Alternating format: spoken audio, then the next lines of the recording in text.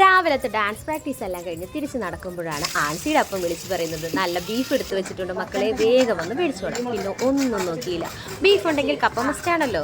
അപ്പോൾ തേങ്ങ ചിരണ്ടാമെന്നേറ്റ് മീനും, കണ്ണെരിയാതെ ഉള്ളി പൊളിക്കാമെന്നേറ്റ് അഞ്ചും, തേങ്ങ വറുക്കാമെന്നേറ്റ് ആൻസിയുമുണ്ട്. കൂടെ ടേസ്റ്റ് ചെയ്യാൻ ഞങ്ങളും ഉണ്ട് കേട്ടോ. അപ്പോൾ കറിയൊക്കെ വെന്ത് നല്ല പാകമായി വന്നിട്ടുണ്ട്. തേങ്ങ വറുത്തരച്ചയക്കാനാണ് ഞങ്ങൾ പ്ലാൻ ഇട്ടേക്കുന്നത്. കപ്പയെല്ലാം വെന്ത് നല്ല പാകമായി വന്നിട്ടുണ്ട്. പുറത്തത് നല്ല മഴ, വാഴലയും വെട്ടിക്കോട്ട് വന്നു, പിന്നെ എന്ത് വേണം അല്ലേ. അപ്പോൾ കപ്പ വിളമ്പുന്നു, കൂടെ നല്ല ചൂട് ബീഫ് കറിയും.